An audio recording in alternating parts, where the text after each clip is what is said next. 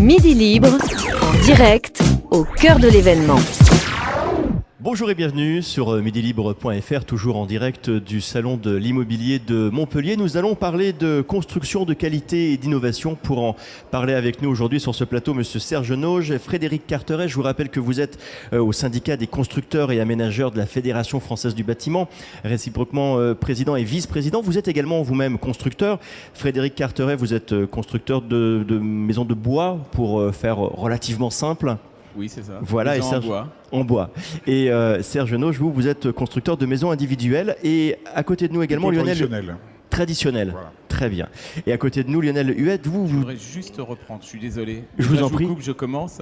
Le traditionnel, c'est le bois. Aussi. Je me permets de vous rappeler que les premières maisons qui ont été construites l'ont été en bois. D'accord. On commence à faire un débat alors. J'étais pas au courant, on m'avait pas prévenu. Bon, c'est bon.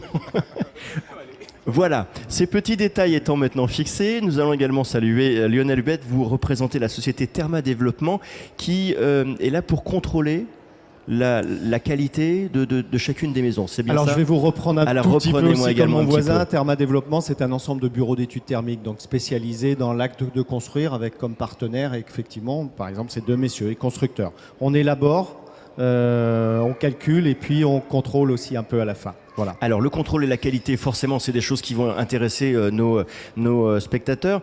Il y a un ensemble de règles RT 2012 qui va donner bientôt lieu et place à RT 2020, qui est un ensemble de règles. Comment on pourrait simplifier au possible cet ensemble de règles et de législation peut-être un petit peu confuses ?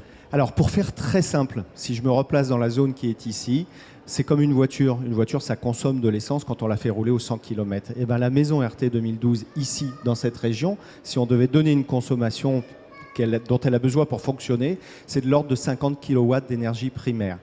Que nous dit la RT 2020, celle qui va arriver dans 4 ans? Elle nous dit quoi? Elle nous dit non seulement cette maison qui a déjà descendu ses consommations par 3 ou 4, c'est des histoires de facteur 4, ça fera appel à ceux qui connaissent, mais celle dont on nous parle pour la RT 2020, on nous dit la maison la même, je veux non seulement qu'elle diminue ses consommations, mais qu'elle équilibre ses consommations. C'est qu'elle produise autant d'énergie... Elle va produire sa propre électricité, en fait. Entre autres, qu'elle produise autant d'électricité qu'elle en consomme. Et si je peux me permettre de rajouter un détail, pour ça, il y a deux façons d'y arriver. Ça veut dire qu'elle doit être isoler le mieux possible, bénéficier le plus possible d'énergie gratuite, parce qu'on va descendre les consommations, mais on n'y arrive pas entièrement, donc il faudra produire un peu d'électricité, et c'est ce qu'on va rajouter à des paramètres principaux dans la RT 2020. Et pour finir, et j'ai fini en 2 secondes, on va aussi s'intéresser, replacer la maison dans son environnement et voir l'impact qu'elle a sur notre planète, le bilan carbone, ces choses-là, et puis on va s'intéresser à l'utilisation de cette maison. Serge Nauge, Frédéric Carteret, vous qui êtes des constructeurs, comment vous appréhendez l'ensemble de ces règles ? C'est du plus, c'est du positif ou c'est quelque chose qui est difficile à gérer au quotidien ? C'est pas difficile parce qu'on a maîtrisé la RT 2012 assez facilement au niveau des constructeurs, au moins ceux de la FEB. Et aujourd'hui, beaucoup de nos maisons vont au-delà, et un thermicien ici présent peut en attester, au-delà de RT 2012. Donc il y a quelques efforts à faire sur la connectique des maisons, ça c'est inévitable, c'est le projet. Sur les isolations, être encore meilleur, et puis faire un apport d'énergie. Nous sommes dans une région où le soleil n'envoie pas de facture, donc ça sera très facile à mon avis de compenser grâce au soleil. Frédéric Carteret, vous qui êtes plus spécialisé dans un matériau particulier qui est le bois, est-ce qu'il y a des particularismes dans ces règles que vous devez respecter ? Non, aucune. À partir du moment où on construit une maison, qu'elle soit en bois ou qu'elle ne soit pas en bois, de toute façon, nous avons les mêmes contraintes ou les mêmes obligations. La seule chose, c'est qu'aujourd'hui, de toute façon, je vais plutôt me porter sur un aspect plus général, plus générique. Aujourd'hui, tout constructeur de maison a réfléchi et aujourd'hui, nous avançons justement sur cette fameuse réglementation thermique 2020. Nous la devançons. C'est la raison pour laquelle nous créons en fait des challenges. Nous essayons de réfléchir sur ce que sera le logement de demain, avec des équipements nouveaux, avec un nouveau concept de vêture pour justement gagner, toujours être beaucoup plus économique. Comment se noue cette relation, ce partenariat finalement entre les constructeurs et les bureaux d'études ? Alors je crois que vous posez la bonne question. C'était la bonne question. Non, mais il n'y en a pas de mauvaise de toute façon. Mais le gouvernement fixe des étapes. On est en train de parler de 2020. Mais on ne va pas se réveiller en 2019 à la fin de l'année et dire, et ça rejoint un peu ce que dit mon collègue à côté, on sait faire. Non, on travaille tous les jours. Dès à présent, avec les constructeurs autour de la table, on travaille à modéliser ces maisons, mais pas seulement à les modéliser, on en réalise. Il y en a certains qui les ont déjà fait au niveau de ce que va être 2020, parce qu'il y aura quelques La maison RT précisions. 2020 existe déjà. Concrètement, on sait la construire aujourd'hui. Oui, Oui, tous les deux, on en a fait. voilà. Alors, j'aimerais qu'on Juste soit un vraiment bémol, très La précis. réglementation thermique 2020 n'existe pas encore. D'accord. Sur ce que nous pensons, ce que sera la réglementation thermique 2020. Très bien. J'aimerais qu'on soit très précis et très concret, parce qu'on parle de réglementation, on parle de procédure. Concrètement, quels sont les outils que vous utilisez, quels sont les moyens que vous avez à votre disposition pour appliquer ces règles-là? C'est quoi concrètement? Vous parliez de maisons connectées, on parle d'économie d'énergie, c'est quoi? C'est les photovoltaïques sur les toits des maisons. Concrètement, comment ça se passe? Mais concrètement, oui, en partie, bien entendu, le photovoltaïque fait partie de cela, mais il n'y a pas que le photovoltaïque. Nous avons d'autres éléments d'équipement de la maison qui va de toute façon travailler avec une pompe à chaleur, par exemple. On va récupérer les calories de l'air pour justement la transformer. Ça, c'est également une chose importante. Mais je pense que mon collègue technicien, là, peut nous en parler beaucoup mieux que moi. Il y a ces premiers paramètres qui font d'abord un bon bâti. Et ça, c'est ce qu'a introduit effectivement la RT 2005, puisqu'elle se succède. RT 2005, RT 2012 et celle dont on parle là, RT 2020. On a déjà travaillé avec les constructeurs et surtout sur l'amélioration du bâti. Plus il est performant, plus il favorise l'énergie renouvelable, c'est-à-dire le soleil par exemple. On peut chauffer une maison aujourd'hui, une partie d'une maison, par l'apport du rayonnement solaire.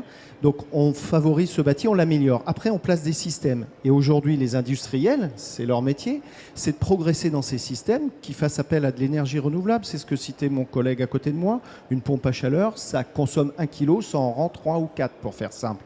D'accord ? Donc on a amélioré ce bâti, on va encore l'améliorer pour la RT 2020, c'était votre question. Et puis on a des systèmes qui sont de plus en plus performants et qui nous permettent de consommer de moins en moins. Par contre, il y a quelque chose qui est indissociable de la maison, c'est son utilisateur. Et la RT 2020 introduit encore une notion, ce qui est, je reprends mon exemple de la voiture, à un moment donné, vous devez voir dans votre voiture combien vous consommez. Vous avez des rappels Donc qui vous ce sont disent, les fameux compteurs intelligents qui vous par permettent exemple, de voir à mais l'instant T combien vous... Par exemple, ce sont aussi tous les systèmes qui vont piloter la maison. Demain, une sonnerie va vous dire vous avez oublié de fermer la porte. Une porte, c'est un courant d'air. Ça existe déjà. Aujourd'hui, vous fermez mal une fenêtre, le chauffage s'arrête pour pas surconsommer. D'accord ? C'est un peu cette notion-là. Donc l'avenir, c'est la domotique ? L'avenir n'est pas seulement la domotique. L'avenir est toujours centré sur la qualité de construction, sur les systèmes qu'on va mettre avec cette qualité de construction, mais la modernité nous amène des outils qui vont nous permettre de piloter. Alors justement, ça ferait une excellente transition. Ce sera ma dernière question pour finir ce sujet. Projetons-nous quelque peu dans l'avenir. Est-ce qu'il existe aujourd'hui une évolution technologique, un avenir dans du matériel, dans une technologie particulière qui fait qu'on va pouvoir demain, après-demain, peut-être dans 10-20 ans, encore franchir une nouvelle étape ? Oui, complètement. Aujourd'hui, il existe, par exemple, Saint-Gobain a inventé un système de vitrage. Aujourd'hui, le double vitrage est isolant. Demain, il sera chauffant. Et on n'aura plus besoin d'un système de chauffage classique, dit traditionnel. Le vitrage servira de chauffage et de rafraîchissement. Ça, c'est un élément d'équipement important. Et puis, il y a toute cette notion de service. On parle de domotique. La domotique, c'était surtout au XXe siècle. Mais la domotique n'a pas bien marché au XXe siècle. Pourquoi ? Parce que c'était trop compliqué. Aujourd'hui, au XXIe siècle, on a besoin d'une maison qui soit intuitive. C'est un nouveau fluide qui est rentré dans la maison. C'est le fluide de l'électronique, c'est le fluide en fait des ondes pour que nous puissions travailler au plus simple. Et surtout, et ça c'est important pour cette nouvelle réglementation, c'est qu'en fait c'est au service de l'habitant. La maison est au service de l'habitant et ce sont les us et usages de l'habitant qui vont changer. Et les matériaux de construction externes au bâti ont beaucoup évolué puisqu'on a multiplié par 4 la résistance thermique de certains murs. On ne fait pas des murs qu'en parpaing aujourd'hui, on fait des murs en briques, on fait des murs en pierre ponce, on fait des murs avec des matériaux qui seront de plus en plus isolants. Et on a même un dernier matériau qui vient de sortir qui est régional, donc pour l'empreinte écologique c'est intéressant, qui multiplie par 5 la résistance thermique. 100 mètres de doublage. Donc vous voyez qu'on a des progrès qui se font par des industriels, y compris régionaux, ce qui est intéressant. Le meilleur exemple, vous me demandiez tout à l'heure des exemples simples et concrets. Aujourd'hui déjà, pour chauffer une maison, c'est de l'ordre de 200 € par mètre carré. Et pour produire de l'eau chaude, c'est de l'ordre de 100 à 150 euros par mètre carré ou par an. Alors demain, on est en train de positionner la RT 2020, c'est ce qu'on disait, avec tous ce bâti, ces systèmes, ce pilotage et cette éducation de l'utilisateur. Parce qu'attention, il faut quand même le replacer au centre. Demain, cette maison, elle va plus rien coûter. Et au final, pour l'utilisateur, c'est quelque chose, un investissement. Une maison, c'est toujours un investissement. Hein, mais en plus, il va se dire, finalement, quand je regarde chaque mois ma facture, non seulement j'investis pour 20 ou 30 ans, hein, c'est un bien, et en plus, il ne me coûte plus rien quasiment à l'usage, hormis les abonnements classiques. Quoi. Oui, donc ce n'est pas 200 euros par mètre carré, mais c'est à l'année. À l'année. C'est à l'année. Maison de 80 mètres carrés. Par mètre carré ou par an. Ouais, Voilà.